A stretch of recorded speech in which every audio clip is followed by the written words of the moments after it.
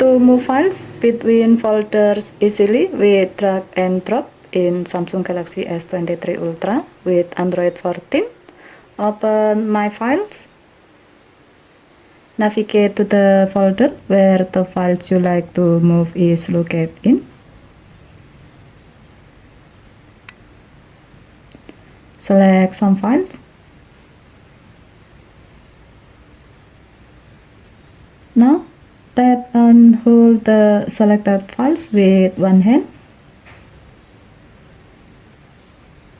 And then use your other hand to navigate to the folder where you want to move or copy the file.